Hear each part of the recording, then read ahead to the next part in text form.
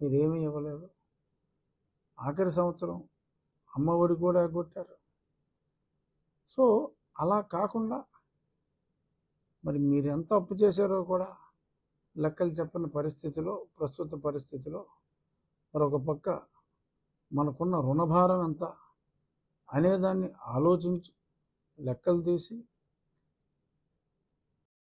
సంక్షేమ పథకాలకి ఎంత కావాలి, మరి ఇవన్నీ కూడా అసలు లెక్కలు చూడాలంటే అప్పు ఎంతో తేలాలి.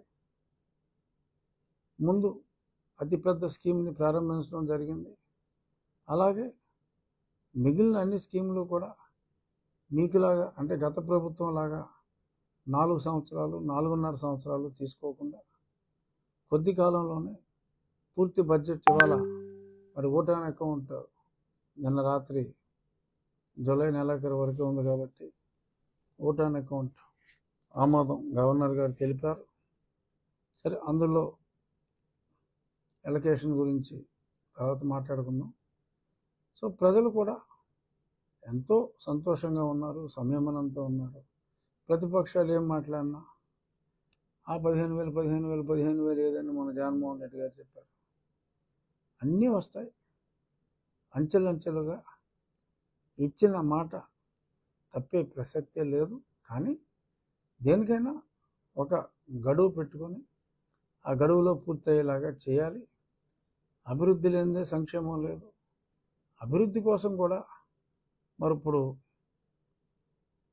త్వరితగతిన మరి పారిశ్రామికవేత్తల్ని, దేశ విదేశాల్లో ఉన్న పారిశ్రామికవేత్తలందరినీ కూడా మరి రిక్వెస్ట్ చేసి ఫాస్ట్ క్లియరెన్స్లు ఇస్తాం, మీరు మంచి పథకంతో ముందుకు రండి, పనులు ప్రారంభించండి అని చెప్పి ఒక పక్క ఆర్థిక వ్యవస్థకి ఊతం ఇచ్చే విధంగా మరి ముఖ్యమంత్రి గారు అహర్నిశలు ఆయన కృషి చేస్తున్నారు. సో ఆయన కృషికి తగ్గ ఫలితం తప్పకుండా వస్తుంది. అలాగే మరి ఇంకాస్త రుణం తీసుకోవాలి అంటే ఉన్న రుణం తేలాలి, ఏ రకంగా రుణం తీసుకోవాలి. అలాగే మరి బడ్జెట్లో అభివృద్ధిలో భాగంగా చాలా టాక్సేషన్ కూడా పెరిగే అవకాశం ఉంది. అట్ ది సేమ్ టైం చెత్త మీద పన్నులు లాంటి కొన్ని చెత్త పన్నుల్ని తీసేయవలసిన అవసరం కూడా ఉంది. సో ఈ అన్నిటిని సమన్వయం చేసుకుంటూ అభివృద్ధితో పాటు ఇచ్చిన మాట నిలబెట్టుకునే దిశగా సంక్షేమం ఉంటుంది. మరి ఇమ్మీడియట్గా కామెంట్లు చేసి ప్రతిపక్షం వాళ్ళు కూడా చులకనవ్వకుండా ఉండాలి అని నా సూచన. తప్పకుండా త్వరితగతిన ఇతర పథకాలన్నీ కూడా ఖచ్చితంగా మా గౌరవ ముఖ్యమంత్రి గారు అమలు చేస్తారు అని ఆశించడంలో ఎటువంటి సందేహం వలదు అని నేను ఖచ్చితంగా చెప్పగలను. ఇక ఇవాళ ఓటాన్ అకౌంట్ బడ్జెట్లో కూడా మరి ఇరిగేషన్కి, జలవనరులకి 13,308 కోట్లు కేటాయించడం జరిగింది ఈ 4 నెలలకు. ఎందుకంటే మరి చాలా బిల్స్ కూడా ఆగిపోయి ఉన్నాయి. వాళ్ళకి ఎంతో కొంత పాత బిల్లు క్లియర్ చేయకపోతే పనులు ముందుకు జరగవు. మరి కాంట్రాక్టర్లు అందరూ పారిపోయి ఉన్నారు. మరి అదే జలవనరుల శాఖలో మరి మా వ్యవసాయం సంగతి చూస్తే ఎక్కడ 5 సంవత్సరాలుగా గేట్లకి గ్రీజ్ కూడా పెట్టలా. మొన్న ఏదో వరదలు వచ్చినాయంటే కొన్ని చోట్ల గేట్లు ముయ్యాలి, కొన్ని చోట్ల గేట్లు తీయాలి.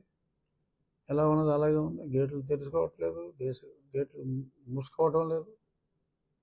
గుడ్లో మెల్ల మా ఏరియాలో మేము ముందే కొన్ని డ్రైన్లు, కాలువలు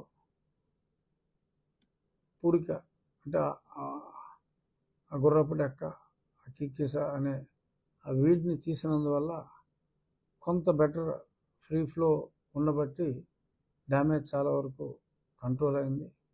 సో ఇరిగేషన్కి ఈ సమయంలో ఇంత అమౌంట్ కేటాయించడం అనేది గొప్ప నిర్ణయం. దీన్ని బట్టే అభివృద్ధి ఏ రకంగా ఉండబోతోంది అనడానికి ఒక మచ్చు తునగ్గా. జనరల్గా ఓటాన్ అకౌంట్ని ఎవరు సీరియస్గా తీసుకోరు. అయినప్పటికీ కూడా ఓటాన్ అకౌంట్లో కూడా మరి జలవనరుల కోసం, జీవాధారమైన జలవనరుల కోసం మరి ఇంత అమౌంట్ పెట్టారు అంటే మరి అది ముదావహం. డెఫినెట్గా ఈ విషయంలో ముఖ్యమంత్రి గారిని అభినందించి తీరాలి. ఏ పార్టీ వాళ్ళైనా పార్టీలకు అతీతంగా ముఖ్యమంత్రి గారిని అభినందించాలి. మా